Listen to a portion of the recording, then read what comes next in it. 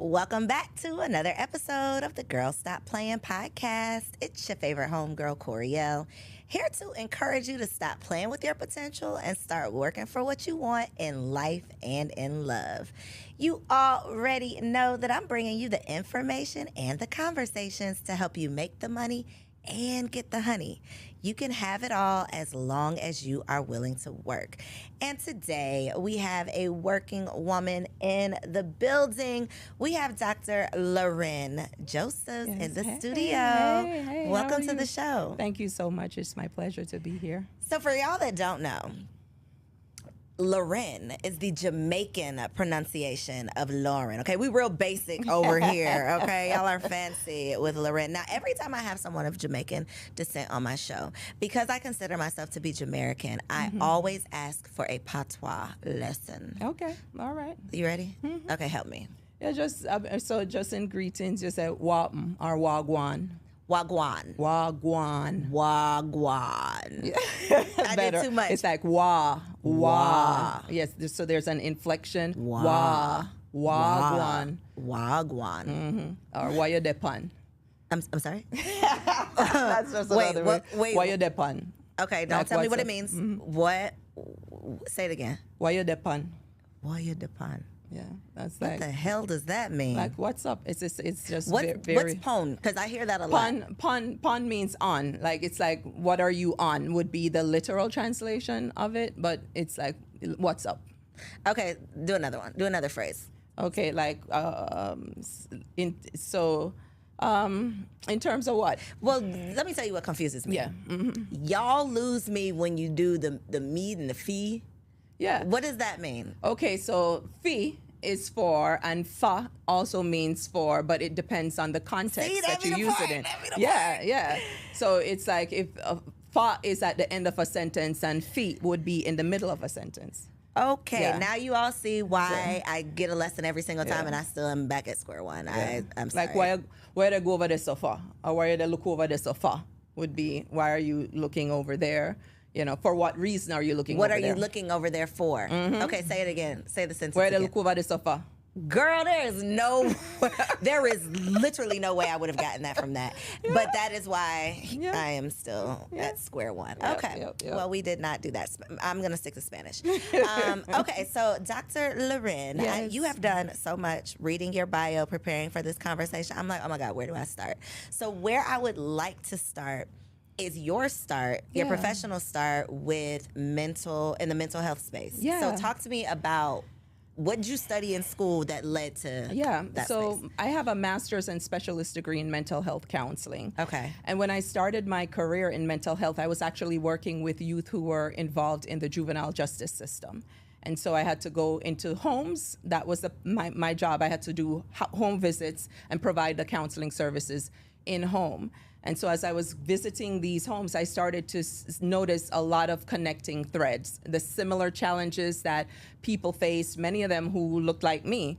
And, you know, as an immigrant, my experience as a Black person was different than the experience I've had in the United States. And so it really started to interest me in, the social determinants and structural determinants that impact the outcomes that Black people face. And so, I'll stop there. So what is the biggest difference? Because I've said this before. I know y'all be feeling some type of way when I say it, but I'm just basic Black.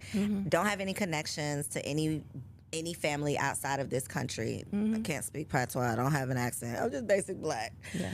I'm always so intrigued by the experiences of those of you that have roots that can pinpoint your people. And you just mentioned like your experience as an immigrant is much different from a Black person that was born in America. What's the main difference? You know, I can say the strongest difference that I had as a child growing up in my formative years was representation. I didn't lack representation. Right. So my teachers were Black, the dentist was Black, the doctor was Black, the guy who was a pickpocket was Black. So when on every level they were Black. So when you're looking, there was always an example that you could reach for at the highest heights, you know? So, and then coming to the United States, the first school that I went to, I was the only Black person in my class. And so that had to be culture shock. Yeah. And I really started to learn what Blackness meant, because then I started to think back, oh, this girl who I went to high school with, she was white, because there wasn't any basis of understanding. It was more cerebral. Okay, we know this, the slave ships, there was enslavement of people in the Caribbean. So it was like in the books, but then now coming to a place where there was systemic oppression that I noticed that, over time. I'm like, wow, so slavery affected us much differently. Yes, yeah, I would say so. What is the perception, or how is slavery viewed in Jamaica versus here? We learned about slavery, and I can talk about my experience and my interpretation, because we're not a homogenous group. Yeah. People will have different experiences. But when I was raised, I knew that there were, these were my forefathers, and what I learned about was the strength that we had as a people. And I learned that we were capable of anything. So there was no arbitrary limit that I couldn't cross. And I grew up believing that. I believed that I could be anything I wanted to be. I could be anyone I wanted to be, and I didn't question that. And so in Jamaica, we have this saying, "Wilikodotalawa," right? And it means that we're small, but we're mighty. And even as I'm saying it, I'm getting goosebumps, because that was just the way. It's almost an indoctrination, a good indoctrination, because you realize the beauty in your people. So, not everybody is like that. My family was strongly like that. And my just the core area where I navigated was like that. And I think it really influenced how I still move through the world today. It's so crazy how the literal same exact experience, depending on how you view it, is going to dictate like what you get out of it and how that affects you. So you all take strength from it. Like, if we could get through this terrible, unimaginable thing, I can do anything. Yeah. In America, it's more so, or it can lead to like the victim mentality. Yeah. Like, we are so set back because of this thing that we've been through. Like, we are starting from a deficit. We are starting beneath, other cultures because of what we've been through, versus a sign of strength. Like, because we've been through this, if my ancestors can do that, it ain't nothing that I'm dealing with that I can't do. If you just look at how people evolve, we are here because our forefathers survived the Middle Passage. Don't let me get started, Ms. Coriel. I love that, though, because it's like a story of strength and survival versus like this victim story Right. So we have the genes of the people who were able to withstand all sorts of atrocities, and that's in us. Yes. It's in us, too, so we can tap into it. I think another thing that I've seen, and I think you're kind of referencing this as well, in Jamaica, it's not like we're black people. It's like we're Jamaicans. Yes. And there's some people who will say, well, Jamaicans think they're not black. And I haven't found that to be true. There's a whole colorism thing that goes on. Well, that's another day's conversation. That is alive and well in some segments of the community. But we are taught to be proud of our heritage. And so when we claim Jamaica, it's not that we're abandoning blackness. It's that Jamaica, it flows through our veins. We no matter where we go, Jamaica is our home, and so we represent loudly. So I follow an Asian lady on Instagram. I know who you're talking about. You know about. who I'm talking about? She rubs people the wrong way. So again, I'm just American. This same experience, what I'm about to say, when I went to Mexico and I saw Asians, like Mexican Asians, that was my mind was blown. Same thing with this lady, but her whole thing is, I'm not an Asian woman in Jamaica, I'm a Jamaican. Yeah. And to us in America, that's just a foreign concept, because we identify, you're this, you're that, you are American, but you're a Native American, you're an Asian American, you're African American, you're a Mexican American. It's not like we're just all American. Right. And I imagine that has had a positive impact on you. Yeah, now I've seen when I grew up in Jamaica, there was one TV channel, and people might look back at that and think that it was a bad thing. I think that when you're exposed to a broader swath of the universe and you start being exposed to different things, there's good and there's bad from that. And I think one of the things that has filtered into some segments of, from my perspective, is that there's now this need to attach an ethnicity. That's how you have to identify. Yeah, right. Yeah. And that wasn't, I was raised as a Jamaican, and then we were taught out of many one people. And, so the Asian people were largely moved to Jamaica to become indentured servants back in the day too. And so, so there are many different nationalities of people who are in Jamaica. Certainly the population that are African descendants are the largest group.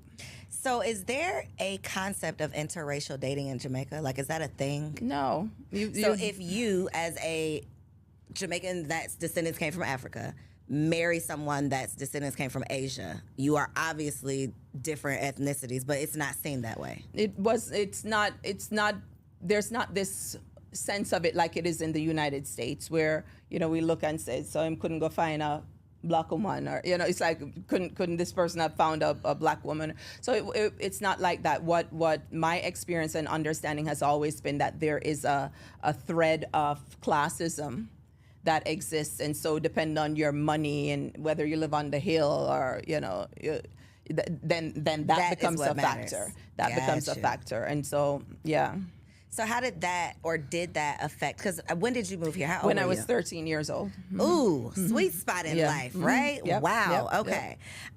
So how did that affect you dating here? I just knew the way that I was set up that it was gonna have to be a Jamaican person, just because. But could it have been an Asian Jamaican? Well, I like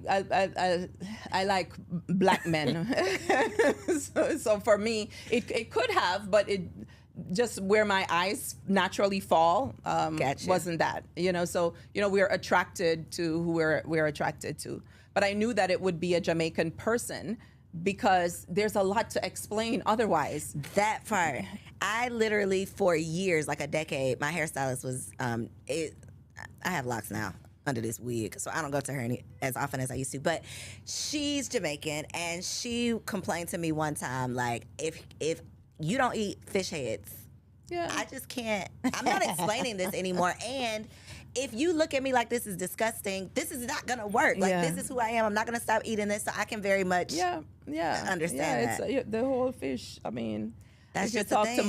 mommy will tell you that the fish cheek is the sweetest part of the fish. Like, ask me the cheek of the fish. Like I look at her like, okay, but listen, when I'm at a restaurant and I see that red snapper coming across, and the eyeball is looking up at me, I'm just like, that's where I draw the line. I chop it off, but I use it to make fish tea though.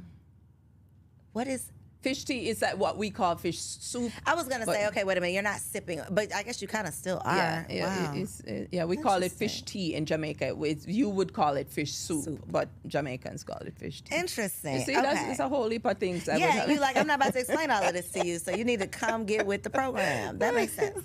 Okay, so you got here, you studied, you got both of your degrees, started working with children. What were some of those things? Because we often have these conversations about how adults relate, and it always leads back to your childhood. Yes. What were some of those consistent things, those common denominators that you were seeing that's like, okay, we hear the statistics of growing up in a single parent home. What were some of those things that you were saying? It was people who were precariously housed, people who were moving from couch to couch, individuals who couldn't make the rent, make the basic needs. And when you look back through the parental line, you'd see a lot of abuse. There was a lot of individuals who were sexually abused, or in relationships where there was violence, or you had individuals whose caretakers were absent because they were incarcerated. And so a lot of these factors that you see are what are called adverse childhood experiences, ACEs.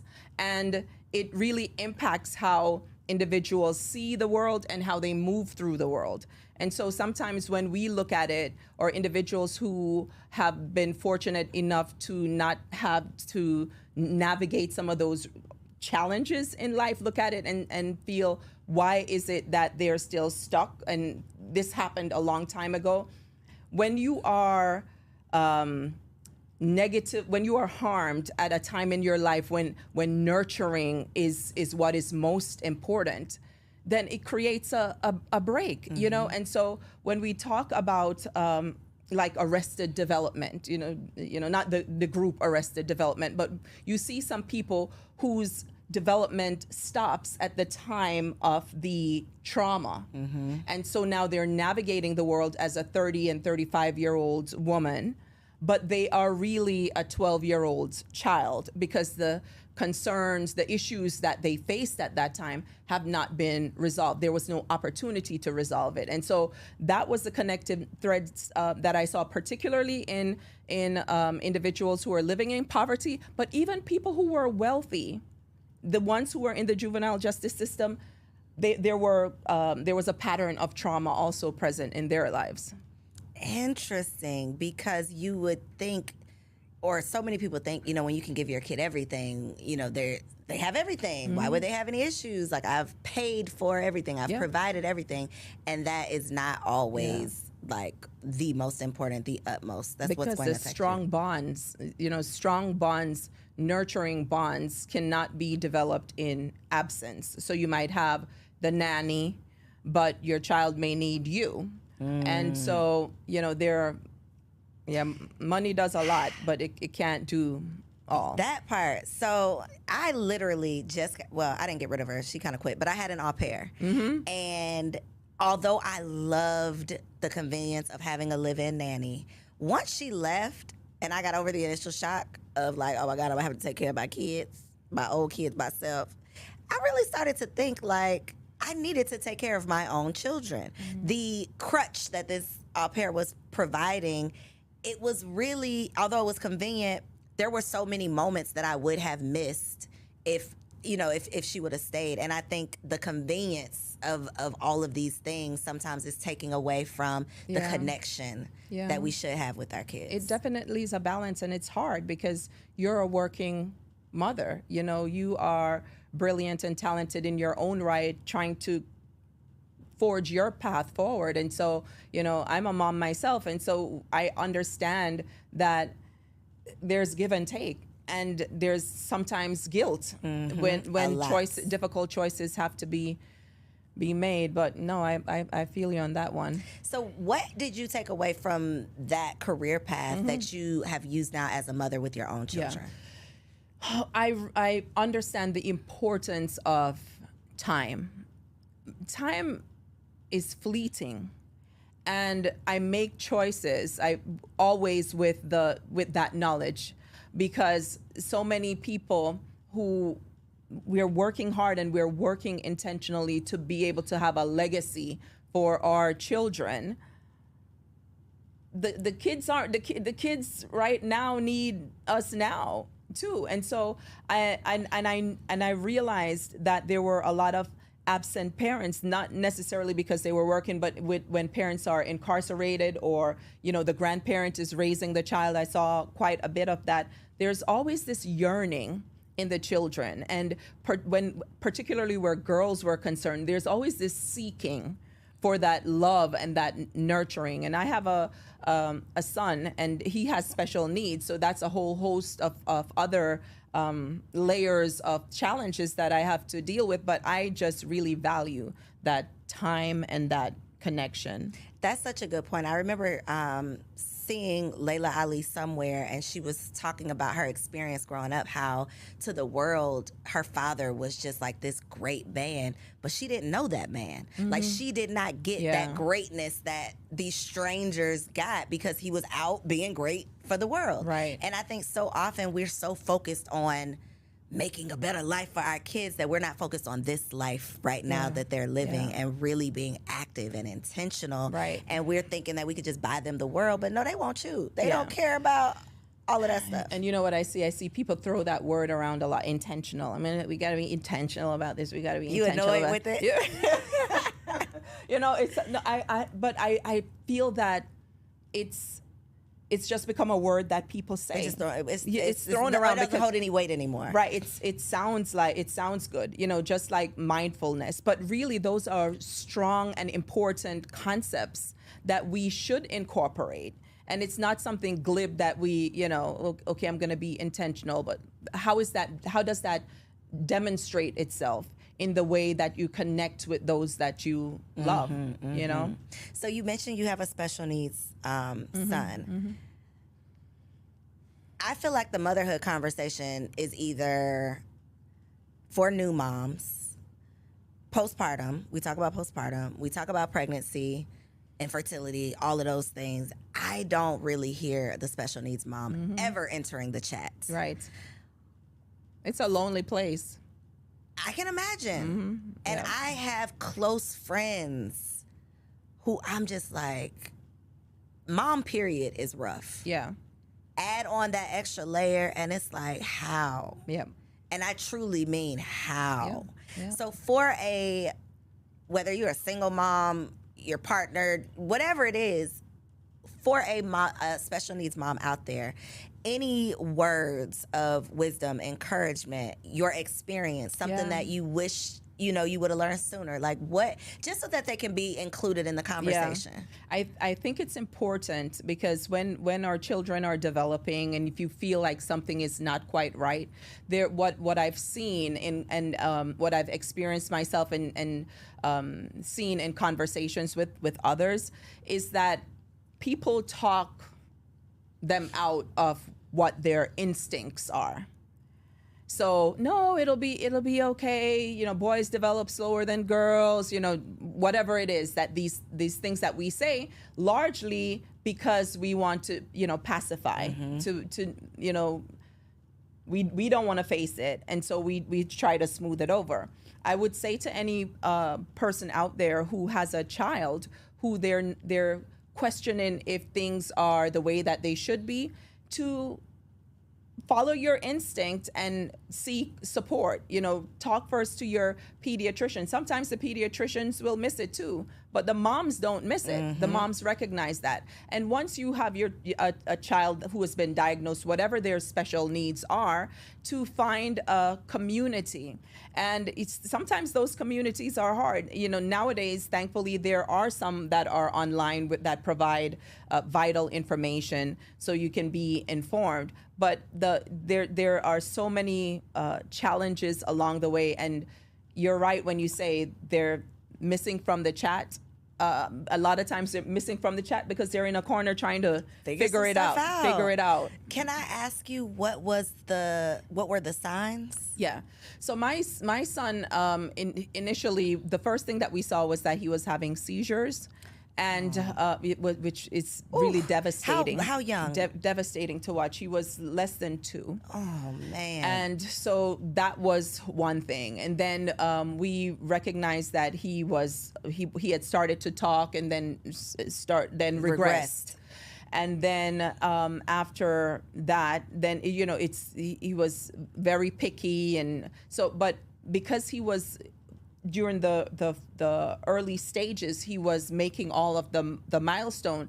Everybody wanted to push it aside, but no, you know, I wasn't going to push it aside. So I had him in all the therapies. I did research, and so, you know, which my work world really helped me in this case, because after I was a mental health counselor, I returned to school, earned my PhD, and I'm a social and behavioral scientist, and my work is in research. And so I used all my skills to learn as much as I could about what were the best practices in the field, what were the things that were shown to be effective, and I got him in all those therapies. And this was before, you know, anybody, people weren't even assessing their child pre 2 years old. And particularly a lot of Black people have to wait till they go to school to get a diagnosis for their child. The teacher will recognize that, you know what, little Johnny, he's not, something is, might want to get that checked out. And so my background is in education. I taught second and third grade, and I remember the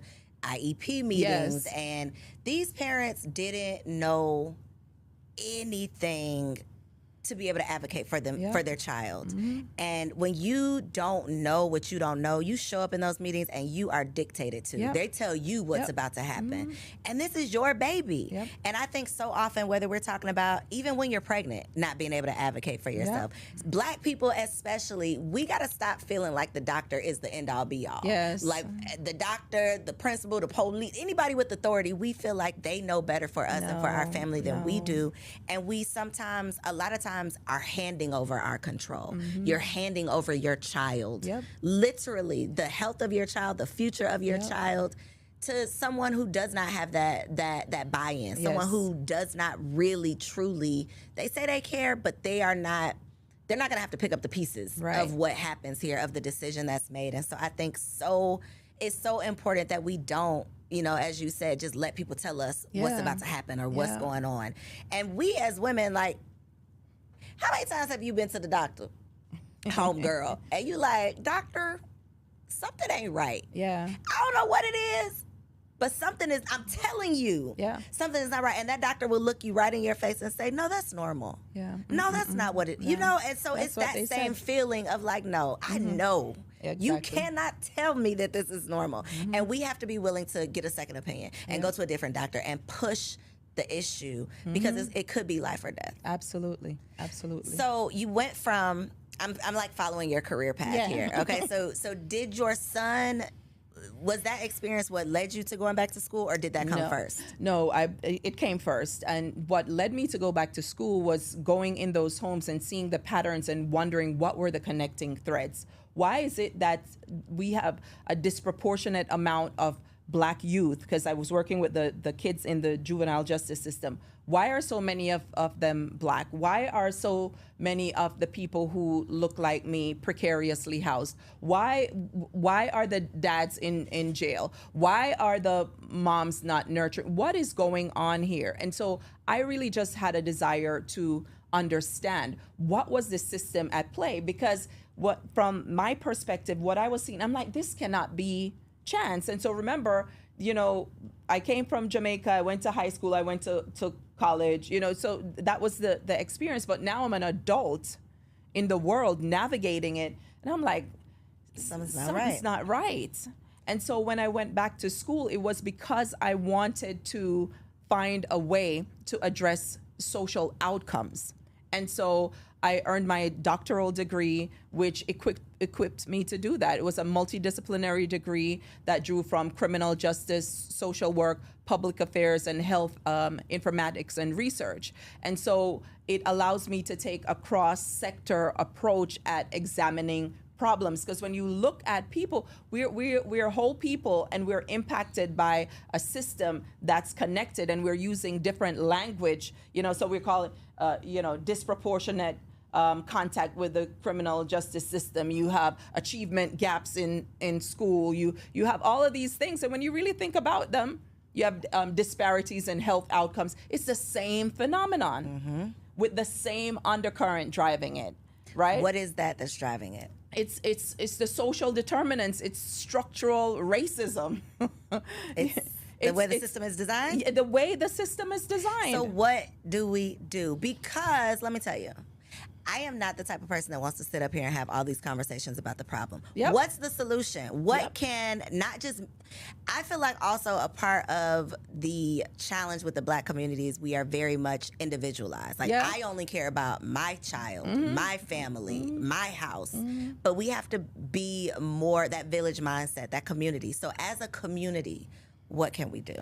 I think that it's important for us to recognize where our strengths are and lead movements, micro movements within our sphere of influence.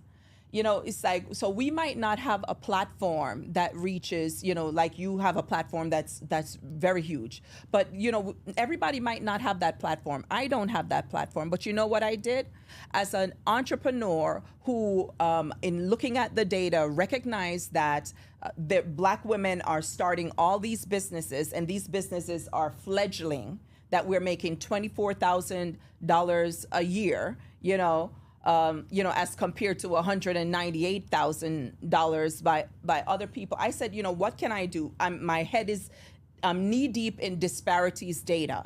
Everything I look at on a day-to-day basis is telling me that there's something wrong. And so, I said, what I'm going to do is I'm going to find a way to teach people the path that I have taken with my consulting firm. Because when I went back to school and earned my doctoral degree, I decided that I wanted to focus on work that mattered to me. And the way that I found to do that was through consulting.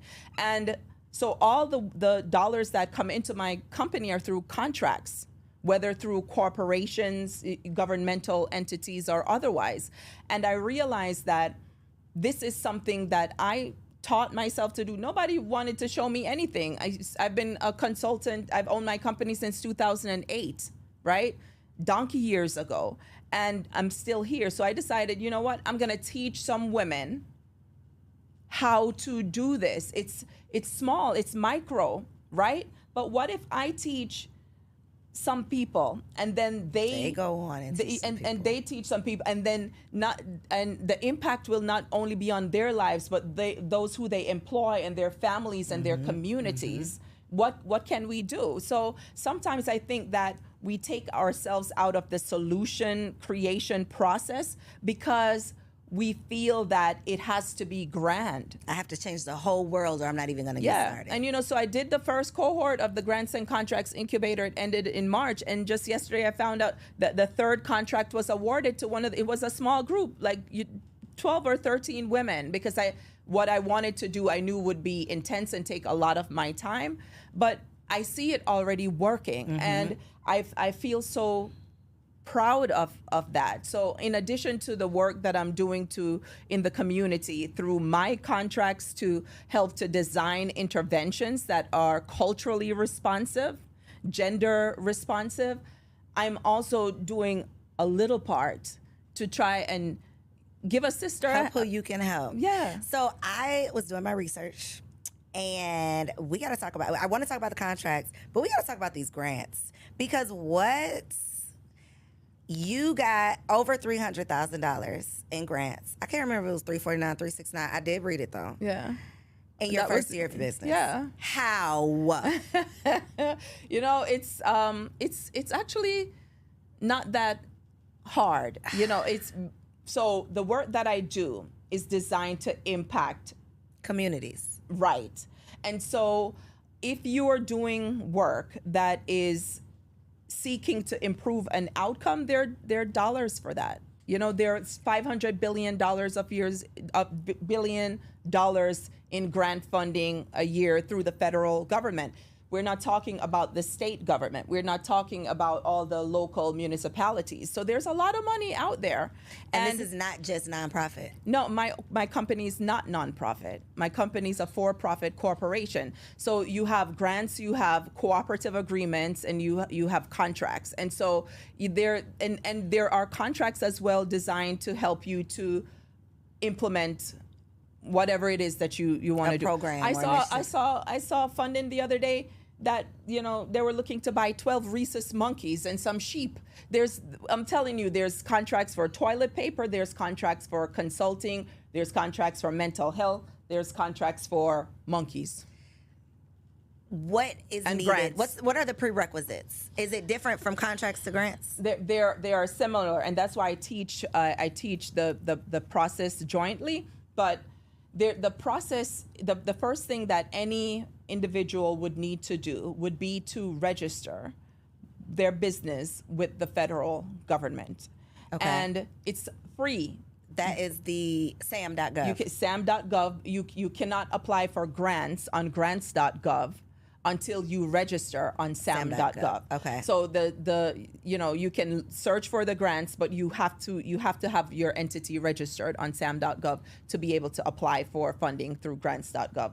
And the most tedious part is the searching, because there's so much. It's not the absence of opportunities that make people overwhelmed. It's that there's so much. And when you're first starting, it's hard to filter and process, but it's a skill that you build over time. I would encourage everyone who is a small business owner to explore, get grants and contracts from the federal government. It's been probably 5 years I've been playing around with this sam.gov thing. I'm not even gonna lie to you. And putting in applications for certification. Do I need to be certified? I still am not. I would tell people and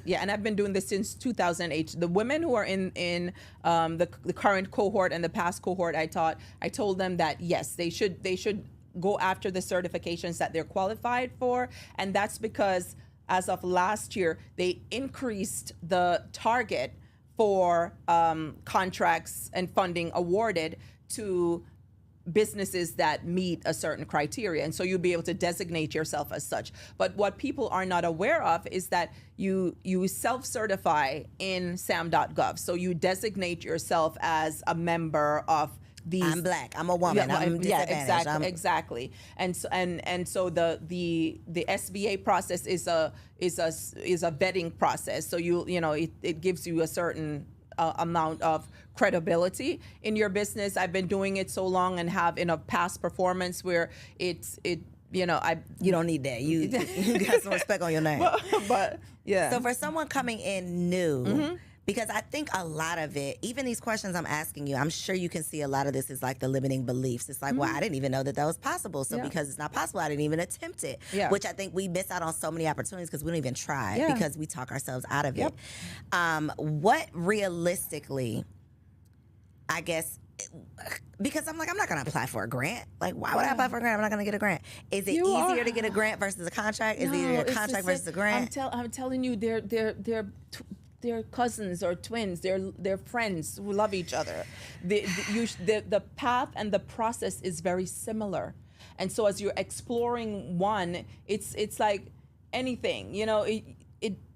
They go together. Okay. So I explore opportunities for both. And so there's also cooperative agreements, which is another type of funding, which is similar to a grant, except that there is a lot of involvement by the funder. So they might have evaluators who work with you, or they might connect you to resources that they want you to offer to your community and so on, whereas grants are more independently administered, and then you have to do reports and so on. So three of those things you should be looking at. Oh, I will be. I was checking out your training on your website. I was looking into it. I said $300,000 in the first year because one of those limiting beliefs was the nonprofit thing. That was one. Even though I do have a nonprofit, but I thought that like only nonprofits could get grants, and then the actually writing of the grant, because it really, I think, comes down to knowing how to submit this application. You can do it because you are a teacher, so they provide you with everything you need to know and include. The reason why people don't do well is because they don't read. Because they're intimidated by a 60-page notice of funding opportunity. Girl, that sounds very intimidating. But it's not.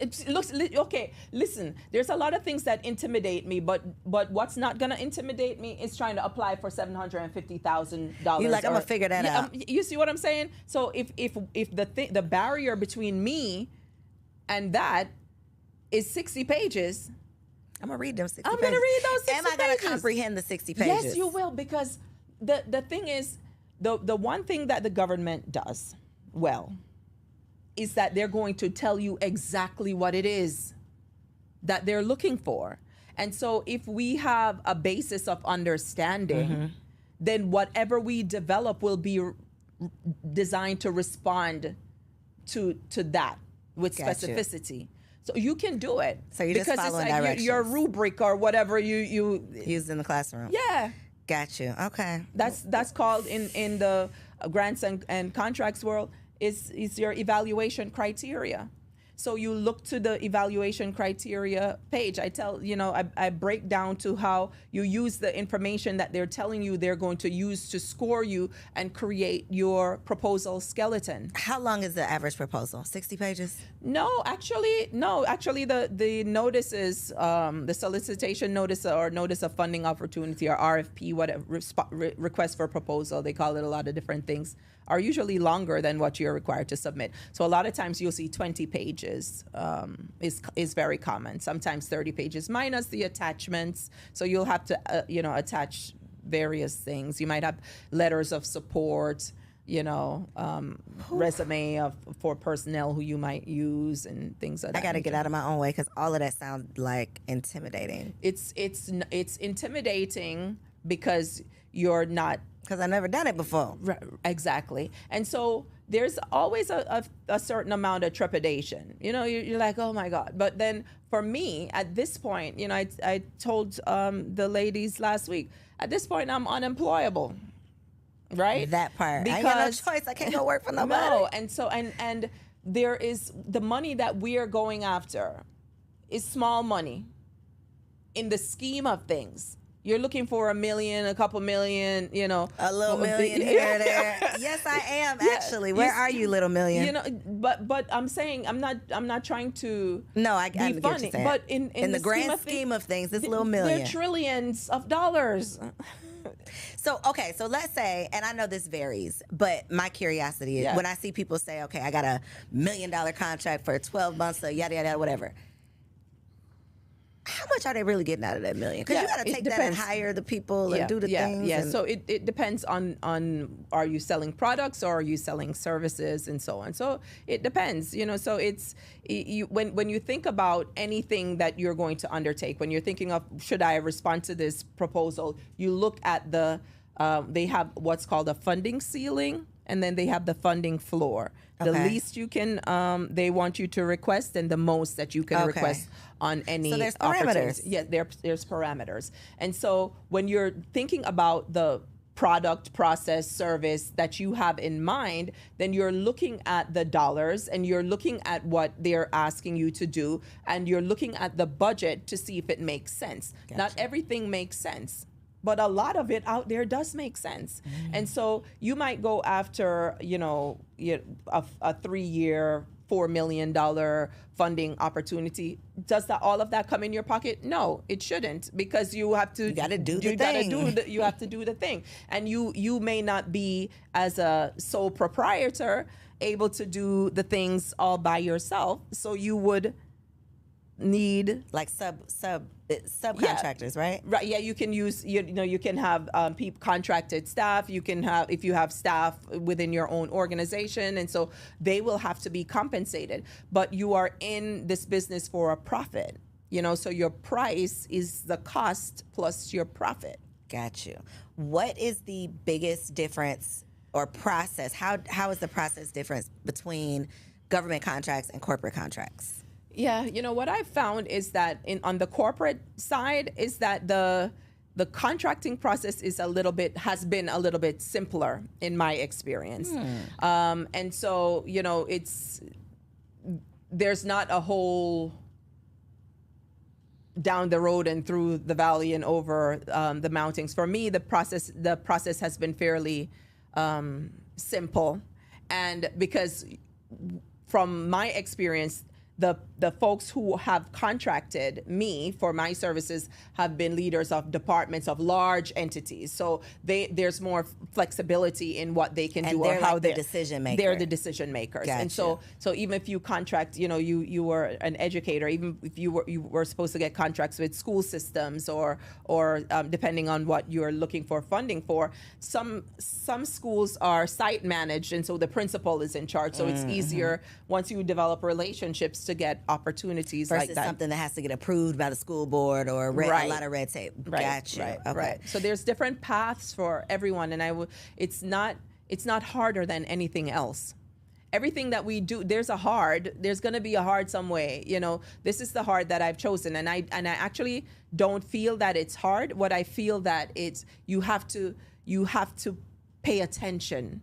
You have to be responsive to detail. You have to move with integrity. You have to provide services in excellence, because when you do that, then you are making the path to your next contract shorter, because now people are coming to you, right? Instead of you always having to, Okay, so if there's somebody out there watching with a limiting belief around, well, all of that sounds good, but what could I do?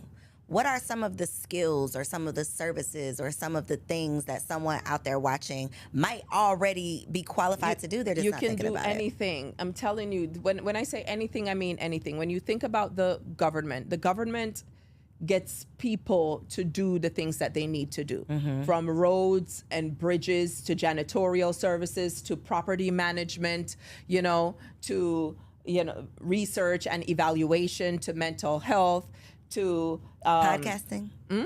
Podcasting. You see a podcast contract? Well, I'll look for you. Girl, when I go look for me once. See what's out there. I'll look, because the other day I was looking at, they were looking for photography and social media marketing for an embassy overseas, or someone to do something in Rome. So there's opportunities. This is global. This is global because the United States government has global. Presence. Got you. Yeah, that was it. That was a stupid and question. actually, Don't talk about me in the comments. Once you start doing this work, then you'll start to explore opportunities that are overseas, because 85% of the dollars are leaving the country. Are overseas.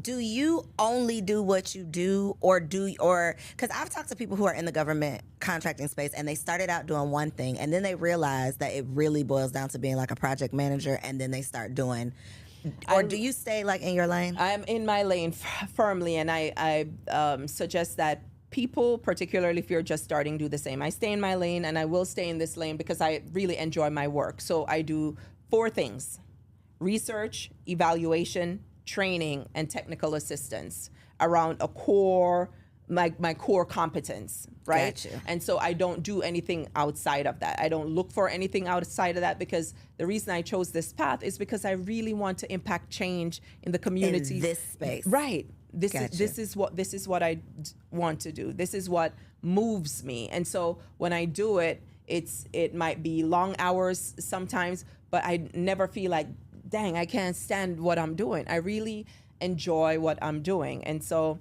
no, I teach the ladies in the cohort core competence. We see social media. I see a lot of things on social media. You get a LLC, and then get an you Airbnb, do this, get a Turo, and then you get a contract, and you sub it out, and you take the money.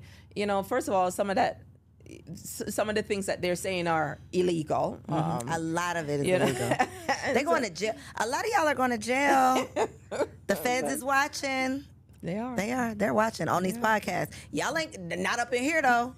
Not up in here. Okay, not up in here. Yeah. Very good info though, because I do think that we are missing out on so many opportunities because we're stuck in this one way of doing it. And I don't know about you, but I'm starting to notice and feel this shift of like the social media entrepreneur is starting to be over with. Yeah. Like you can't just get on Instagram and make your whole income anymore. No. That is. Yeah, and that's what I say. It's like, I just showed up over here. It's like I've been told, you have to be here, but that's not my world of work. Right. Like I'm doing real work in real life. Exactly, in a real community. Yeah. For real governments and real corporations. So, but I would say to the woman who is sitting there and wondering if she can, yes, you can. And the thing that is pulling you, that you're moving away from or pushing back, is the thing that is the seat of your power, right? And that is the basis of the funding that you'll get. If you can find work that's in alignment with that thing that makes you tick. I I'm getting excited thinking about it because we waste a lot of time doing things that we're not interested in, Yep. that we're not excited about, that we have no desire to do based on what we think we have to do, based on survival mode, based on outside influences. And if you can find that sweet spot of like what really, really like gives you joy, what brings you passion, and it gets you paid, Yes. that's what we're looking It's for. a beautiful thing. So you're going to walk them into the promised land. When is your next cohort? You know, not till next year. Now you done just did all this teasing. No, it's like people, but you remember how you just asked me, or I'm not just teaching about this. I'm You're actually living this. I'm living this, and I love my life. That's why I'm going back home right after I leave here, because my bed is comfortable. Right? So y'all gotta get in where you fit in because I'm really doing no, this.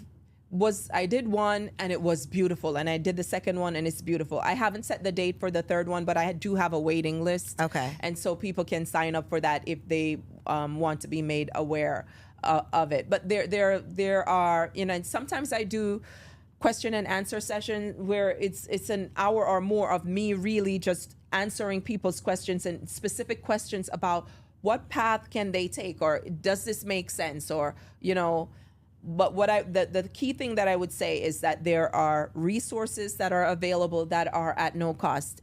To register on sam.gov, there's no cost to that. When you go on Google and you search it, you're going to see companies that pop up that say $600 or $1,000. You don't do that. You register for free. You go to grants.gov for free. You register for that for free, and you start learning. You just playing around with it. I say scroll for dollars. If you want that feel of just scrolling down like you do on Instagram, go on grants.gov, go on sam.gov and scroll through the opportunities. It will help you. It'll inspire you. It'll probably open up your mind to Yeah. what's possible. Because Yeah. again, we think we have to sell one-to-one. I got to start a lash line. Yeah. I got to, we're all doing the same thing. I start a t-shirt company. I got to same thing over and over, and we're missing out on so much money. If you want to start a t-shirt company, start the t-shirt company, but don't sell one off. Go on sam.gov and get a contract. And sell 1,000 t-shirts. They got t-shirt contracts? Yes. Because think about the military and their uniforms, and when they're jogging on the street and it says U.S. Army, they buy that from a contractor. They buy the shorts, the little ROTC outfits that the kids in high school. One of the persons in the incubator was just looking at that. There's there. everything that you sell. They're buying it. Yeah, there was a contract that I just saw the other day for a cosmetology instructor. So it's there. We are talking ourselves out of a path. The path to freedom is what it really sounds like. And let's full circle moment. If we go back around to slavery, it's time to get your money back. Okay? All of that money that money back, okay? That the country that you built on your back, it's time for them to pay you back. Yeah. And we could drop the mic on that. So I don't even know. You can send the people to your website, but it ain't nothing there for them. But the wait list. Unless you got a contract. Unless you got a contract. Yeah, I don't sell to. Okay. Okay. Yeah. Well, where can they find the wait list? Where can they find you online? They can go to Dr. Loren, DrLauren Josephs, Dr. Loren Josephs on Instagram. And the don't other even go stuff. to the website because she ain't or got I'm on nothing. LinkedIn too, because that's where. That's where she hangs out with the big coins, with the contracts with the coins, baby. So if you got a contract for Dr. Loren, holla at your girl. If you got a contract for me, holla at me. Okay. Speaking that thing into existence, I have enjoyed you. So much good information. I love Let it. me in the next cohort. Yep, come on. Okay, I'm even on the in wait between, list. I'll tell you. I can't wink, but look, even in between, your girl get it where she fit it. And listen, y'all already know when I find out new information, I'm bringing it to you. Yep. So don't be hating, because I'm gonna get in where I fit in. Okay, I'm gonna come right back here and tell y'all everything I learned, because truly, all jokes aside, we got to stop playing. Girl, stop playing. Okay, we got to stop playing with our potential. We got to stop playing with our future. We have to stop talking about this generational wealth that's just going to fall out of the sky, and we have to start being intentional and strategic about how we are creating it. So, thank y'all for tuning in to this episode. Comment below and let me know something that you've learned, because I know you've learned a lot, okay? You might need to hit the replay, go back, rewind it, like drag this thing back so that you can get your notebook out and take some notes on the opportunities that you are about to go apply for right now, today. SAM.gov, grants.gov, follow Dr. Loren on Instagram, and make sure you subscribe to the channel so you don't miss out on next week's show. I'll see you right back here. Love you. Peace. If you enjoyed that episode, make sure you subscribe to the channel so you don't miss out on any upcoming content, and take it a step further and go ahead and join our private community over on Patreon, because it comes with some pretty bomb perks, including early and discounted access to our upcoming events, behind-the-scene exclusives with some of your favorite guests, the opportunity to call in on an upcoming show, the chance to vote on topics and guests for brand new shows, and I'm even giving you unlimited access to my vault of business classes where I'm teaching you everything from Airbnb to developing digital products and everything in between. And you can get access to our Patreon for as little as $5 a month, okay? Get in where you fit in, and I'll see you on the inside.